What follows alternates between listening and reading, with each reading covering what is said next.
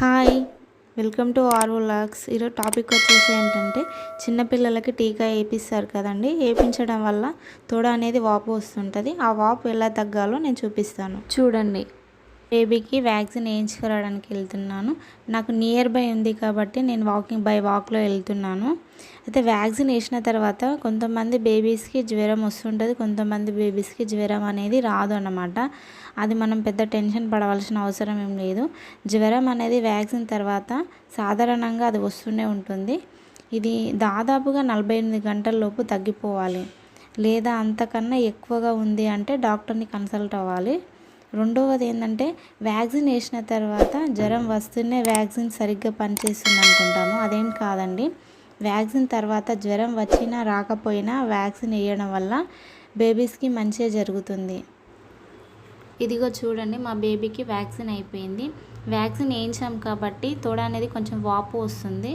వాపు గుంచడానికి మాకు సలహా చెప్పారన్నమాట. అయితే ఐస్ ప్యాక్స్ అనేది తీసుకొని కాటన్ క్లాత్లో పెట్టాలన్నమాట. తొడకి ఐస్ ప్యాక్ అనేది పెట్టాలి. పెట్టడం వల్ల ఏంటి అంటే వాపు అనేది తీసేస్తుంది అన్నమాట.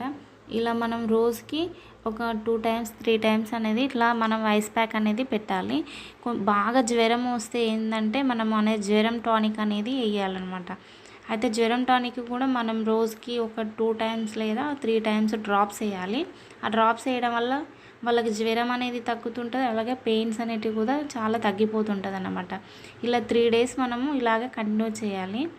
అలా చేయడం వల్ల వాళ్ళకి పెయిన్స్ అనేది పోతుంటుంది, మంచిగా తగ్గుతుంటుంది.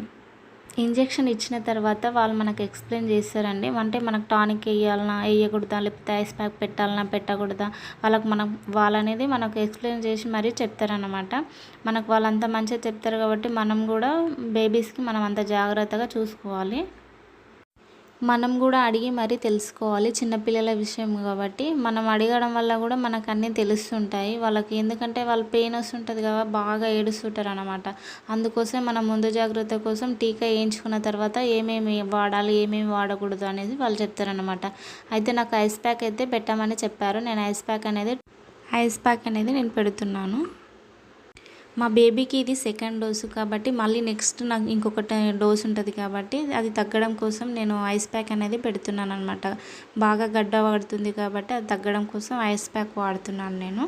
ఫస్ట్ బేబీకి కూడా నేను ఇదే ఐస్ ప్యాక్ వాడాను. ఆ వాడడం వల్ల వాపు అనేది మంచిగా తీసింది అన్నమాట. ఇప్పుడు నేను 2nd బేబీకి కూడా నేను ఐస్ ప్యాకే యూజ్ చేస్తున్నాను. ఈ ఐస్ ప్యాక్ యూజ్ చేయడం వల్ల వాపు అనేది మంచిగా తీస్తుంది. ఈ ఐస్ ప్యాక్ వాడడం వల్ల మా బేబీకి వాపు అనేది మంచిగా తీస్తుంది.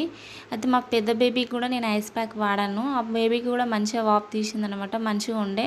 అదేవిధంగా నేను చిన్న బేబీకి కూడా నేను ఐస్ ప్యాకే యూజ్ చేస్తున్నాను అనమాట. చాలా మంచిగా తగ్గుతుంది, వాపు తీస్తుంది, మంచిగా మిల్క్ కూడా మంచిగా తాగుతుంది అనమాట. ఫీవర్ వచ్చే చాయిస్ ఉంటుంది కాబట్టి కంపల్సరీ అనేది నేను టానిక్ వేసాను, జ్వరం టానిక్ వేసాను.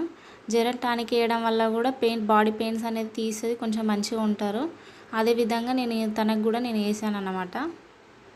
వేయడం వల్ల వాళ్ళకి ఏంటంటే వాళ్ళ కాలు అనేది వాపు వస్తుంటుంది కాబట్టి వాపు రావడం వల్ల వాళ్ళు ఏడుస్తుంటారు అన్నమాట. అలా ఏడవడం వల్ల మనం ఆపేసాం అన్నమాట. ఇలా కాటన్ క్లాత్లో పెట్టేసి మంచిగా ఇట్లా మెల్లగా ఇలా ఇలా అనాలన్నమాట. అంటే టచ్ చేస్తున్నట్టుగా అనాలి, బాగా గట్టిగా అనకూడదు. ఎందుకంటే వాళ్ళు ఏడ్చే చాయిస్ ఉంటుంది అన్నమాట. పెయిన్ ఉండడం వల్ల ఏడుస్తుంటారు అన్నమాట. కొంచెం మెల్లగా ఇట్లా అద్దడం వల్ల ఏంటంటే వాళ్ళ పెయిన్ అనేది కూడా పోతుంటుంది. బాగాసేపు తొడ మీద అనేది పెట్టకూడదు అన్నమాట. అంటే అలా పెట్టడం వల్ల కూడా బాగా కూల్ అయ్యి కూడా ఏడుస్తారు. ఎందుకంటే మనం చూసుకొని మరీ పెట్టాలన్నమాట. ఇట్లా పెట్టినట్టుగా ఇట్లా లైట్గా ఇట్లా కాపుకుంటూ ఉండాలి. అప్పుడు వాపు అనేది తీస్తుంటుంది. మా బేబీకి ఎలా చేస్తున్నానో మీరు చూస్తున్నారు కదండి. ఇలాంటి ఏ విషయం అయినా సరే కానీ గైడెన్స్తోనే చేయాలండి. మీ బేబీస్కి టీకా వేయించినప్పుడు వాళ్ళని కంపల్సరీ అడగాలి. అంటే జ్వరం వస్తే టానిక్ ఎన్నిసార్లు వేయాలి, లేకపోతే వాపు తగ్గడానికి ఏం యూజ్ చేయాలి, ఏం యూజ్ చేయకూడదు కంపల్సరీ అడగాలన్నమాట. అడగకపోతే మనకి ఇబ్బంది అవుతుంది. ఫీవర్ వస్తుంది కాబట్టి ఫీవర్ టానిక్ ఎంత వేయాలి, ఎంత వేయకూడదు కంపల్సరీ వాళ్ళను అడగాలండి. వాళ్ళని అడగకుండా అస్సలు రాకూడదు. ప్రతి విషయం అడిగి తెలుసుకోవాలి అక్కడ ఉన్న వాళ్ళని. ఇలాంటి మరిన్ని టాపిక్స్ తెలుసుకోవడానికి మా ఛానల్ని సబ్స్క్రైబ్ చేసుకోండి.